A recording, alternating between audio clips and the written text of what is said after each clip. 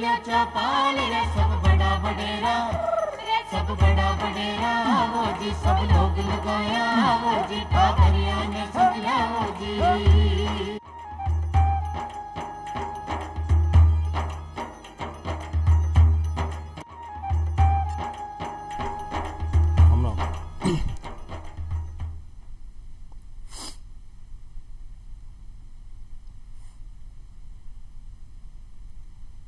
राम राम। चौपाल देखवाला सभी बहन भाइयों को घणो घणो स्वागत है। दर्शक भाइयों जी कि आप जाना कि चौपाल का माध्यम से आप अपनी सामाजिक आर्थिक व्यक्तिगत समस्या समाधान सुझाव और विकास सभी चीज़ों पर बातचीत करता रहा। आज भी आप बात कर रहे हैं आपने ही विकास आपने ही प्रगति पथ के लिए। आप आज बात कर रहे हैं पंचायत राज की महत्वता पर और आपने एक सफल किसान के बारे में। मेरी बातचीत में साथ दे बाटे मेरे साथ में सुदर्शनी माथुर। सुदर्शनी आप कार्यक्रम की आज अपना मेहमानों के साथ में शुरुआत करा। जी बिल्कुल। तो आपने साथ में आज है नरसिंह प्रसाद जी तिवारी जो पंचायत प्रसार अधिकारी हैं जयपुर से। तिवारी साहब माँ का कार्यक्रम में आपको घणो घणो स्वागत है। राम राम। और माँ के साथ में है रमेश जी शर्मा जो कि सफल किसान हैं आप में बसी से। रमेश जी माँ का कार्यक्रम में आपको घणो घणो स्वागत है। राम राम। सुदर्शनी जी जी कि आप जाना कि कार्यक्रम में आप अपना विषय पर हमेशा बातचीत करता रहा। पंचायती राज का चुनाव चल भी रहे हैं, अभी पंचायत का इलेक्शन का सारा दौर दारो चल रहा है, कुछ हो गया है कुछ होना बाकी है। तो पंचायती राज माँ का ग्रामीण जीवन के लिए माँ का ग्रामीण भारत के लिए बहुत महत्वपूर्ण है, ग्रामीण राजस्थान के लिए बहुत महत्वपूर्ण है और ग्रामीण विकास के लिए पंचायती राज की एक बहुत बड़ी भूमिका है। तो नरसिंह प्रसाद जी सबसे पहले तो मैं जानना चाह रहे हैं कि पंचायती राज कई चीज़ है और एक ही ग्रामीण विकास में कई भूमिका है। देखो देवल साहब आपने बहुत ही बढ़िया प्रश्न ये किया है। पंचायती राज अपने एक त्रिस्तरीय ढांचा जो जिला स्तर पे और ब्लॉक स्तर पे और ग्रामीण स्तर पे, जिला स्तर पे जिला परिषद, ब्लॉक स्तर पे पंचायत समिति और ग्राम स्तर पे ग्राम पंचायत, ये त्रिस्तरीय ढांचा जो है ये ग्राम पंचायत का अपने अपने रूप में स्वतंत्र संस्थाएं हैं जी, जिसमें त्रिस्तरीय ढांचे की जो ग्रामीण स्तर पे संस्था है ग्राम पंचायत, उस ग्राम पंचायत गाँव के लिए योजनाएं बनाती है और सरकार द्वारा जो अंशदान के रूप में उनको जो पैसा दिया जाता है उस पैसे से वो विकास कार्य करते हैं। ये यहाँ ये देखो विशेष बात ये है कि पंचायती राज में ग्राम पंचायत को विकास के लिए इतना अधिकार दिया गया है कि वो अपनी योजना खुद बनाए, जो भी आवश्यकता उनको हो वो उनके लिए जो है उनको पूर्ण अधिकार है। वो अपनी योजना अपनी ग्राम पंचायत के माध्यम से आगे भेजते हैं पंचायत समिति उसका अनुमोदन करके जिला स्तर पे भेजता है और जिला स्तर से वो योजनाएं एक संकलित होती हैं और ग्राम पंचायत के लिए ग्राम पंचायत उनमें से जो है अपने कार्य ले सकती है और जो भी उपलब्ध उनके पास वो बजट होता है सरकार द्वारा जो उनको दिया जाता है उसके अनुरूप अपनी विकास की कार्रवाइयाँ करते हैं जी। सर हमारे मन में क्वेश्चन उठ रहा है कि ग्राम पंचायत और बाका अधिकार काई है। हाँ सुदर्शनी जी आपका बहुत ही बढ़िया जो है ये आपने प्रश्न किया है कि ग्राम पंचायतों को अधिकार क्या है। ग्राम पंचायतों को सारा अधिकार जो है सरकार ने दिया है। आर्थिक विकास, सामाजिक न्याय, भौतिक विकास, जो भी सर्वांगीण विकास जिसको कहते हैं वो ग्राम पंचायतों के अधिकार में आते हैं। ग्राम पंचायत अपनी योजना खुद बनाती है, खुद क्रियान्वित करती है। ग्राम पंचायत सामाजिक न्याय में ग्रामीणों का जो पेंशन है, कोई ये विधवा पालनहार है, जो भी योजना आपको मैं यहाँ बीच में बताऊँ कि सरकार ने 5 विभाग स्थानांतरित किए हैं ग्राम पंचायतों को जी, सीधे ग्राम पंचायतों को स्थानांतरित कर दिए। जैसे कृषि विभाग है, प्राथमिक शिक्षा है, प्राथमिक स्वास्थ्य है और सामाजिक न्याय अधिकारिता विभाग है। तो ऐसे विभागों की जो योजनाएं हैं वो सीधे सीधे उन पे ग्राम पंचायत का नियंत्रण और पर्यवेक्षण जी रखा गया है जी। तो जी मैं रमेश जी एक चूँकि पंचायती राज बड़ो विकासवान विभाग है और जनता से जुड़ प्रशासन की सारी भूमिका सारे जो कार्यक्रम की योजनाएं जो अपने अंजाम मिल सके वो पंचायती राज के माध्यम से मिले। रमेश जी पंचायती राज के तरीका से आप ग्राम पंचायत की मीटिंग्स वगैरह में भाग लेवा तो ग्राम सभा में आप अपनी योजना वगैरह रखा जनता के तरीका से। हाँ ग्राम पंचायत के जो स्तर पर जो मीटिंग होती है जी, उस मीटिंग के अंदर सभी किसानों को और गांव वालों को एकत्रित करके उसके अंदर सारी योजनाओं का लाभ बताया जाता है। भाई इस योजना से ये लाभ मिलेगा, इससे ये मिलेगा, इससे ये मिलेगा जी। सब लोगों को उसमें एकत्रित करके गांव के पूरी पंचायत के लोगों को इसमें ग्राम सभा में एकत्रित किया जाता है और उसमें सब प्रकार की जो योजना होती है उनका सबका बताया जाता है, एक एक श्रेणीवार की भाई इससे ये बेनिफिट मिलेगा, इससे ये बेनिफिट मिलेगा। इस तरीके से ग्राम सभा सफल है गाँवों के लिए, सफल है। एक दर्शक भाई जी कि आप देख सकते हैं कि ग्रामों को विकास के लिए आपने जो प्रशासन की सबसे अंतिम इकाई है वो ग्राम पंचायत के रूप में आपने साथ में जुड़ेड़ी है, जिसमें आपने छोटा से छोटा वार्ड के रूप में प्रतिनिधि आपने बैठ बातचीत करें, एक योजना बनावे और भी योजना का अनुमोदन आपने ग्राम सभा के माध्यम से करे जाए। विकेंद्रीकृत प्रशासन एक भूमिका रही है, आपने हमेशा ये बात की मांग में रही है महात्मा गांधी को सपनों की जब आप खुद को शासन करा तो खुद की भी में भागीदारी भी हुई, नेतृत्व भी हुई और कार्यकर्ता की जिम्मेदारी भी आपने खुद की हुई। विकेंद्रीकृत प्रशासन के तौर पर यदि आपने देखा तो आज ग्राम पंचायत आपने खुद का स्तर पर निर्णय ले रही, काम करवा में भागीदारी निर्वाह कर रही है। इस बारे में आपने दर्शक बहना और जी देवल साहब आपने बहुत ही अच्छा बताया कि सरकार की जो विकेंद्रीकरण योजना है जी, जिसमें ग्राम पंचायत स्तर को अपन देखें तो इसमें वार्ड सभा है, जो भी वार्ड का प्रतिनिधित्व करता है वार्ड पंच, वो वहाँ अपने वार्ड के जितने भी उसमें जो वयस्क मतदाता हैं उनकी एक सभा करेगा और उसका अध्यक्ष वो वार्ड पंच होगा जी, उसकी अध्यक्षता वार्ड पंच को है जी।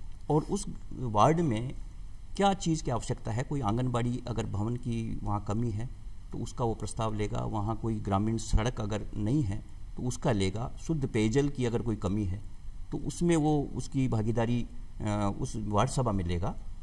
और ऐसे जितने भी वार्ड उस ग्राम पंचायत में होते हैं उन वार्डों की वार्ड सभाएं निश्चित समय पे तय होती हैं, उसका प्रोग्राम निकलता है और उसकी अध्यक्षता वार्ड पंच करके और वो सारे वार्डों की संकलित जो योजना है वो फिर निश्चित जो तिथि ग्राम सभा होती है उस ग्राम सभा के अंदर वो आके और उसकी एक रूपता जो है उसकी एक सामूहिक विकास योजना बनती है और उस विकास योजना को ग्राम सभा के सामने पढ़ के सुनाया जाता है जी, भाई इस वार्ड में ये प्रस्ताव आया, इस वार्ड में ये प्रस्ताव आया।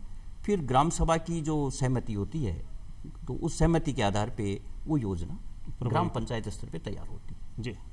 सुदर्शन सर, पंचायत की विकासात्मक भूमिकाओं के बारे में थे बताओ मैंने। सुदर्शन जी, विकास एक आर्थिक विकास होना ही विकास नहीं कहलाता, विकास के कई आयाम हैं।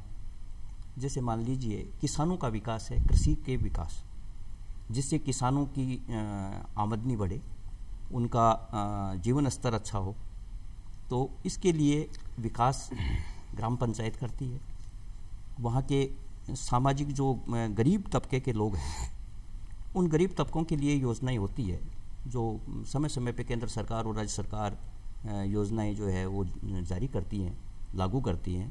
तो उनकी सफल क्रियान्वती जो योजनाएं जो सही वो पात्र व्यक्तियों को योजनाएं मिले जी। और जी रमेश जी, ये आपने पंचायती राज का संदर्भ में मैं आपसे बातचीत करना चाहूँ कि आपने लोग जो एक ग्राम पंचायत का निवासी हैं वह सारा का सारा जो वयस्क मताधिकार के आधार पर भी हम वोट देवा को अधिकार रखें, वह सब आपने वोट करें, सब ने बिना किसी भेदभाव के वोट देवा को अधिकार है आपने बटे, सबको बगैर भेदभाव के सबको वोट देने का अधिकार है, सब वोट देने जाते हैं, सब वोट देने जाते थे। लोकतंत्र का अधिकार जो कोई जिसको मिला हुआ है जी वो सब आराम से वोट दे सकते हैं जी, किसी तरह की कोई समस्या उसमें आती नहीं है, सबकी भागीदारी सुनिश्चित होती है, भागीदारी सुनिश्चित रहती है उसमें। तिवारी जी, आप हम बातचीत कर वो चाह रहे हैं कि आपने लोकतंत्र में सबकी भागीदारी सुनिश्चित है जी। तो इनमें आपने देखा कि आपने कुछ अनुसूचित जनजाति जाति का भाई लोग हैं, कुछ पिछड़ी जाति का भाई लोग हैं, आपने महिलाओं भी अपने साथ में बराबर की भागीदारी के साथ में एक जनसंख्या के रूप में आपके साथ मौजूद है, जो भी विकास की भागीदारी में बाकी भी एक महत्वपूर्ण भूमिका है।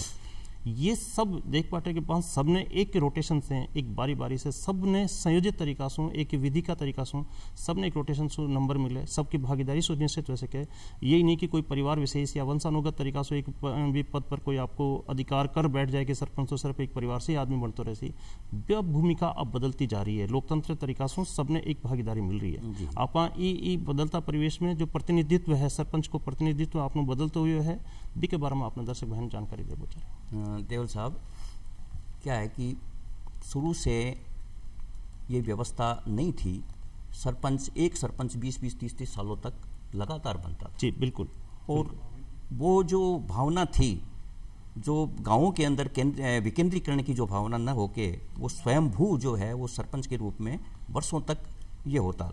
लेकिन जब 73वां संशोधन हुआ उसके बाद में पंचायतों का कार्यकाल 5 साल का हुआ। पहले चुनावी प्रणाली का कोई नियमित समय भी नहीं था, और लेकिन जब 5 साल का उनका हुआ, चुनाव आयोग के द्वारा जो है उनका चुनाव होने लगा और प्रतिनिधित्व की है तो उसमें हर वर्ग को प्रतिनिधित्व जो है उसमें मिला है, चाहे वो वार्ड पंच के रूप में हो, चाहे सरपंच के रूप में हो। और विशेष मैं आपको बताऊंगा कि हर वर्ग में भी आधी महिला जी 50% महिलाओं की भागीदारी उसमें निश्चित की है, जिसमें अनुसूचित जाति की महिलाएं आएंगी, जनजाति की हैं, ओबीसी महिलाएं हैं, सामान्य महिलाएं हैं। तो आप ये देखो कि किसी ग्राम पंचायत में अगर वार्ड 14 वार्ड है तो आपको वहाँ करीब 50% तो महिलाएं आपको वार्ड पंच की भागीदारी मिलेगी। 7 महिलाएं मां के साथ भागीदारी करती मिलेगी। 7 भागीदारी, उनमें भी सब वर्ग है, अनुसूचित जाति की महिला भी है, अनुसूचित जनजाति की महिला भी है, ओबीसी महिला भी है जी। और ऐसे ही प्रतिनिधित्व जो है पंचायत समिति के सदस्यों का प्रतिनिधित्व महिलाओं का भी 50% है, और उसमें भी जो है भागीदारी, जैसे प्रधान का पद है उसमें भी जो लॉटरी सिस्टम से जो आएगा, रोटेशन जो भी आता है जी, उसमें एक ही वर्ग का हमेशा प्रधान बने ये नहीं हो सकता, ये नहीं होगा। ये लोकतंत्र का सबसे सभी को भागीदारी मिले, सबको समान भागीदारी मिले। ये लोकतंत्र की खूबसूरती है कि अटे सभी लोग प्रतिनिधित्व के तौर पर सब नहीं आप आपकी पंचायत में आपकी बात करवा को, विकास में आपको योगदान करवा को, आपका निर्णय क्षमता में भागीदारी करवा को, सब ने एक बराबर को अधिकार है। आज जबकि पंचायती राज का एक चुनावी निर्वाचन को एक समय को दौर भी आपने बीच में राजस्थान में विशेष तौर से चल रहा है, तो आप हम बता सकें कि सभी मतलब जाति के आधार पर, अनुसूचित जाति जनजाति का रोटेशन के आधार पर, बाकी लॉटरी के माध्यम से सभी पिछड़ा वर्ग का भी, अनुसूचित जाति का, जनजाति का और सामान्य वर्ग का सभी लोग आपका रोटेशन सु एक बार में सबने सरपंच को प्रतिनिधित्व करवा को तरीका है। और भी आधी महिलाओं माँ के साथ में है क्योंकि बराबर की जनसंख्या माँ के साथ में, और बात सब के विकास में बहुत महत्वपूर्ण भूमिका है। सरपंच साहब, आप जब भी सरपंच साहब की भूमिका देखा तो सरपंच की भूमिका में एक ग्राम को बहुआयामी विकास आपने सामने एक चित्रण हो जाए। तिवारी जी, सबसे पहले तो मैं चाहूँगा ग्राम का विकास की जब करवा की बात देखा तो एक पंचायत की एक महत्वपूर्ण भूमिका रहे, चाहे वह खेती बाड़ी की वह, चाहे पशुपालन की वह, चाहे वह साफ सफाई की वह, रोग निवारण की वह, चिकित्सा की वह, पढ़ाई की वह, सब चीज़ों में एक बहुत महत्वपूर्ण भूमिका है। आपने विकास की भूमिका में जो ग्राम पंचायत रोल अदा करे भी के बारे में आप बातचीत करें। देवल साहब, देखो केंद्र स्तर पे ग्रामीण विकास के लिए जो योजनाएं बनती है जी, वो ग्राम पंचायत स्तर पे लागू होती है। उसकी जो क्रियान्वती है वो ग्राम पंचायत स्तर पे होगी। राज्य सरकार जो ग्रामीण विकास के लिए योजनाएं बनाती है वो भी लागू कहाँ होती है? गाँव जी। तो मैं ये कह सकता हूँ कि गाँव के अंदर जो इसकी भागीदारी भूमिका है विकास की, वो असली प्लेटफॉर्म जो है वो गाँव ही है जी। और गाँव का विकास है तो पूरे देश का विकास जी, बिल्कुल सही। तो गाँव के विकास के लिए जो भी अपने केंद्र से पैसा आता है सीधा ग्राम पंचायतों में आता है। राज्य सरकार जो पैसा देती है अपने संचित निधि से, राज्य वित्त आयोग के माध्यम से, तो वो पैसा सीधा ग्राम पंचायतों को आता है जी। और इतना पैसा आता है कि मैं आपको क्या बताऊं कि गाँव में ऐसा कोई विकास के आयाम नहीं छूट रहे हैं जिसमें कोई विकास नहीं हुआ हो, चाहे वो शुद्ध पेयजल की व्यवस्था हो, चाहे वो ग्रामीण सड़कें हो, विद्युतीकरण हो, या कोई आंगनबाड़ी भवन हो, कोई विद्यालय भवन हो। तो गाँव के चहुमुखी विकास ग्राम पंचायतों के माध्यम से हो रहे हैं जी। तो ग्राम पंचायतों का महत्व बहुत ज़्यादा है। आप ये देखो कि जो एमएलए हैं, स्थानीय विधायक, वो भी योजना गांव बनाएगा, ग्राम पंचायत ये कहेगी विधायक महोदय को कि साहब हमें ग्राम में ये चाहिए और ये हम प्रस्ताव देते हैं। तो एमएलए जो है एमएलए साहब अपना पैसा, अपने जो क्षेत्रीय विकास कोष का पैसा है वो ग्राम पंचायतों को देते हैं, और विकास ग्राम पंचायत स्तर पे होता है। सांसद महोदय का जो कोष होता है उसका पैसा भी गाँव में आता है, राज्यसभा सदस्य होते हैं उनका कोष होता है। तो ऐसे गाँव का विकास के लिए काफ़ी पैसा आता है और विकास भी खूब हो रहा है जी। रमेश जी, आपन जब खेती बाड़ी की बात करा यानी खेती का विकास की बात करा तो एक पंचायत की भूमिका की भी बात करा तो एक पंचायत सो था कि जी आप सफल किसान का रूप में आज आपकी एक भूमिका है, आज आप संपन्न हुई बात है कि आप एक सफल किसान हो, तो पंचायत थाने इन कई तरीका से योगदान करी कि पंचायत राज का माध्यम से थाना क्या प्रेरणा मिलती रही कि एक सफल किसानी की ओर बढ़ता चले गया। पंचायत की इसमें बहुत भूमिका रहती है जी। पंचायत के द्वारा जैसे इस चीज़ के मतलब कृषि वैज्ञानिक वहाँ आते हैं, पंचायत की जो मीटिंग होती है उसमें वो हम लोगों को सलाह देते हैं इस चीज़ की, भाई इसमें ये रासायनिक खाद यूज में मत ले और ये आप जैविक खाद यूज में ले जी। और कई प्रकार के योजनाओं से पैसा हमको मिलता है, जैसे हमारा सिस्टम के लिए पैसे ले सकते हैं और किसी भी चीज़ के लिए कितना भी पैसा मतलब परसेंटेज के आधार पर 70% गवर्नमेंट देती है और 30% किसान को देना पड़ता है जी। इसलिए किसान को बहुत बड़ा बेनिफिट मिल रहा है इन चीज़ों से। और सरकार की तरफ से जो ये योजनाएं मिलती है उन योजनाओं से हम लोग अच्छी तरीके से ढंग से उस खाद को, जैविक खाद की खेती को हम तैयार करते हैं। सुदर्शनी आप थे माना बताओ कि जैविक खाद और ये रासायनिक खाद में कई अंतर है? जैविक खाद जो अपने गाँवों में जैसे भैंस है, गाय है, अन्य प्रकार के जैसे भी जानवर हैं उनसे जो उपलब्ध जो गोबर होता है उससे जैविक खाद तैयार किया जाता है। और रासायनिक खाद तो ये तो कीटनाशक है, ये तो बीमारियां फैलाने के लिए है। रासायनिक खाद जैसा भी हो, चाहे यूरिया हो, चाहे पोटास हो, चाहे कोई सा भी हो, जी। वो चीज़ें तो एक कीटनाशक बीमारी फैलाने के लिए है वो चीज़ तो। निश्चित रूप से क्षेत्र का विकास की बात करें, जब कृषि विकास की बात रमेश जी के माध्यम से करा और आपने पंचायत का पूरा सर्वांगीण विकास की बात करा तो तिवारी जी अपन बता रहे हैं जिस तरीका से, तो तिवारी साहब एक कोई भी विकास की जब अपन बात करा तो आपने चूंकि पंचायत सेक्टर में ज़्यादातर तो आपने किसान भाई हैं जो कि आपने साथ में रमेश जी आपके एक सफलता की कहानी पंचायत की प्रेरणा से बता रहे हैं। बी तरीका से आपने और समस्या समाधान कई सारी लोगों की कई अपेक्षा और समस्या समाधान की भी पंचायत से जुड़े रहे, वहाँ लोगों की समस्या या समाधान या जो नई अपेक्षा बाकी है या नयो कोई विचार नवाचार कोई करवा की आवश्यकता पड़ रही है तो बी में एक पंचायत वहाँ लोगों से क्या इंटरेक्शन करे से वहाँ का समस्या समाधान क्या करे।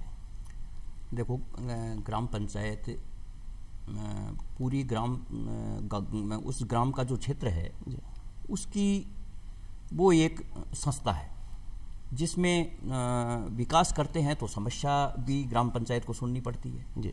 तो ग्राम पंचायत की समस्या जो है अगर कोई है तो ग्राम पंचायत अपने स्तर पे अगर वो लागू नहीं कर पाती तो वो आगे प्रस्ताव भेज सकती है, पंचायत समिति भेज सकती है कि हमारे गांव में ग्रामीणों को ये आवश्यकता है और इसकी पूर्ति हम नहीं कर पा रहे हैं, इसके लिए आगे हमें राज्य सरकार से या कुछ ऐसे चीज़ें लागू हो जो हमारे ग्रामीणों को लाभ मिले।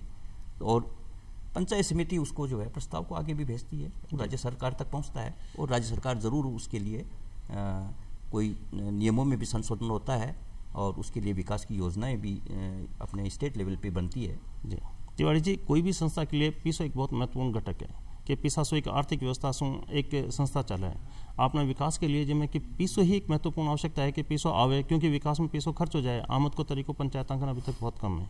तो दो चीज़ें कि पंचायत का आमद का तो कई तरीका है जहाँ पर की भी की आमद नहीं बन सके, और फिर जो भी ना पिसा की जो महत्वता आवश्यकता बहुत बड़ी जो आवश्यकता बनी रहे वह एमएलए कोटा एमपी कोटा के अलावा जो नियमित रूप से एक आर्थिक संसाधन के ऊपर में राज्य सरकार से नियमित आमदनी के तौर पर भी न मिले, वो कहीं निश्चित वह वह भी कहीं मिले। हाँ देवल साहब, आपने ये बहुत अच्छी बात पूछी है जी कि जब ग्राम पंचायत अपने ओन सोर्सेज से सक्षम होगी वो ग्राम पंचायत अच्छा कार्य कर पाएगी। ग्राम पंचायत के पास एक सशक्त निधि होना बहुत ज़रूरी होता है जी। और राज्य सरकार या केंद्र सरकार के जो अनुदान मिलता है उसी पे निर्भर न रहना एक सफल ग्राम पंचायत का उदाहरण होता है। इसके लिए ग्राम पंचायत के पास काफ़ी स्रोत होते हैं, जैसे मान लो चारागाह विकास, ईंधन एवं चारागाह विकास होता है। चारागाह भूमियाँ काफ़ी सैकड़ों हेक्टर्स ज़मीन उनके पास जो है होती है जी। वो चाहें उसके ऊपर चारागाह और ईंधन विकास का कर सकते हैं। ग्राम पंचायत के फलदार वृक्ष लगाएं जिससे जो है ग्राम पंचायत को आमदनी हो सकती है। इसके अलावा और भी ऐसी कई स्रोत उनके पास हैं कि जिससे वो ग्राम पंचायत अपनी आय को बढ़ा सकते हैं जी। ग्राम पंचायत ग्रामीण क्षेत्रों में आजकल किसी भी योजना के लिए लोन लेना पड़ता है ग्रामीणों को, तो उनके लिए पट्टे की आवश्यकता होती जी। है। वो पट्टा ग्राम पंचायत बनाती है, तो उस पट्टे से भी जो है ग्राम पंचायत को आय होती है। जी। और भी ग्राम पंचायत को कुछ जो कर है वो कर लगाने का भी उसको अधिकार है, जी। गवर्नमेंट ने दिया है। जी। जैसे मान लो ग्राम पंचायत में कोई पेट्रोल पंप है, उससे भी वो प्रति वर्ष टैक्स के रूप में ले सकता है। गांव में कोई सिनेमा घर है, उसमें भी ले सकते हैं। गांव में कोई होटल है, अच्छी होटल है, उससे भी ले सकते हैं। यदि क्षेत्र में कोई व्यावसायिक गतिविधि हाँ, है तो व्यावसायिक बिल्कुल। गतिविधि कोई ऐसी जो निर्धारित सरकार द्वारा की हुई है, जी। उनसे कर के रूप में वो पैसा, जैसे मोबाइल टावर है, जी। उनसे भी उनको मिलता है, क्योंकि मोबाइल टावर तो आजकल कंपनियां गाँवों में बहुत जगह लगा रही है। जी। तो ग्राम पंचायतों के ये आय के स्रोत है। जी। तो ग्राम पंचायत इसमें सफलतापूर्वक जो है, अगर इनसे ये कर वसूल करे जी। और ये आय उनकी बढ़ सकती है। पंचायती राज में विकास का 3 पायदान है: ग्राम पंचायत, पंचायत समिति और जिला परिषद। सबकी एक भूमिका है और सबकी भूमिका को उद्देश्य भी आपनो विकास ही है। आप यदि पंचायती राज के अंदर आप जब ग्राम पंचायत की बात कर रहे हैं तो पंचायत समिति की और जिला परिषद की भूमिका ने भी एक ही साथ में बातचीत कर वो आपने प्रासंगिक है कि पंचायत समिति भी मेरे गांव के विकास के लिए, जिला परिषद भी एक एक गांव का विकास के लिए कई तरीका से योजना बनावे और भी में ग्राम पंचायत की भूमिका कहीं रहे और आम आदमी की भूमिका कहीं रहे। देवल साहब, पहले क्या था कि 1953 एक्ट था और 1959 एक्ट था, जिसमें ग्राम पंचायतें, पंचायत समिति, जिला परिषद, इनकी एक, जिसको अपन ये कहें कि त्रिस्तरीय ढांचा का एक संगठन, वो संगठन कमजोर था। उसको देखते हुए 73वां संविधान में जब संशोधन किया गया, तो इस संविधान संशोधन के बाद में त्रिस्तरीय ढांचा जो ग्राम पंचायत का बना, उसमें भूमिका जो है, जैसे सरपंच की भूमिका पंचायत समिति की साधारण सभा में सदस्य बनाया गया जी, जी। और जिला परिषद की जो साधारण सभा है, उसको पंचायत समिति के जो प्रधान हैं उनको सदस्य के रूप में बनाया गया जी। अब आप ये देखें कि इसमें इनका क्या महत्व रहा कि जो पंचायत समिति की साधारण सभा होगी तो उसमें सरपंच अपनी बात रख सकता है, वहाँ पे वहाँ की क्षेत्रीय विधायक भी उसके सदस्य हैं जी। उसमें तमाम उस ब्लॉक के जितने भी अधिकारी हैं वो उसमें आते हैं। तो सरपंच को अपनी ग्राम पंचायत की समस्या कहने का मौका हो, चाहे वो पेयजल की समस्या हो, विद्युत की समस्या हो, ग्रामीण सड़कों की समस्या हो या अन्य कोई समस्या हो, तो वहाँ वो अपना प्रश्न समस्या के रूप में उठा सकता है, उसका निवारण वहाँ हो सकता है। ऐसे ही प्रधान जो पंचायत समिति है, तो उसका ये जो 1994 में राजस्थान सरकार ने जो है पंचायत राज अधिनियम 1994 बनाया, इसमें ये चीज़ें जो है, ये त्रिस्तरीय ढांचे को एक रूपता या उनकी जो जैसे कहते हैं माला में जो एक मोती पिरोए हुए होते हैं जी, उस हिसाब से जो है उनकी ऐसा जो बना। तो आज भूमिका जो है सरपंच की पंचायत समिति में, प्रधान की जिला परिषद में, और त्रिस्तरीय ढांचा मजबूत देखने को मिलता है। यानी इन सबकी भागीदारी सुनिश्चित, सबकी भागीदारी सुनिश्चित है। यानी मेरे गांव की आवाज़ जिला परिषद तक, जिला तक, स्तर तक जो अपनी नीतिगत निर्णय लेवा की जो भागीदारी है या निर्णय जैसे लिए जा रहे हो, बठा तक भी मेरी आवाज़, मेरी भावना और मेरी कार्य योजना बठा तक पहुंचे और भी के ऊपर एक विचार करके एक निर्णय लिया जाए कि कोई सा गाँव के लिए कोई सा भी कार्रवाई जो करनी है वह इस तरीका से करी जाए जो लोकतांत्रिक आवाज़ के साथ में करी जा रही है। जी। कृषि सफलता बहुत बड़ो पायदान रखे हैं वहाँ के लिए। जब आप ग्रामीण क्षेत्र के विकास की बात करा तो कृषि सफलता के लिए पायदान करा तो जैविक खेती के रूप में जो आप पंचायत प्रेरणा से या आपने सब सामूहिक तरीका से जो खेती की बढ़ोतरी मिली, भी सुनता के परिवार की समृद्धि बढ़ती जा रही है। मेरा हर किसान, राजस्थान का हर किसान की, भारत का हर किसान की आप खुशहाली आप देख पा रहे हैं। तो जैविक खेती से थे कई प्रेरणा ली और अब कहीं सिखाबो चाह रहे हो और लगाने भी कि जो जैविक खेती की ओर प्रोत्साहित हो सके। जैविक खेती की सबसे पहली सीढ़ी तो जैविक खेती की है कि जो पहले रासायनिक खाद से, कीटनाशक दवाइयों से जो उससे जो पैदावार होती थी, उससे एक तो बढ़कर पैदा हो रही है जैविक खाद से जी। और दूसरी इसके अंदर जमीन जो है, उस खाद से, रासायनिक खाद से तो जमीन बंजर हो जाती थी और इस जो जैविक खाद है, इससे जमीन दिन प्रतिदिन उपजाऊ होती जा रही है।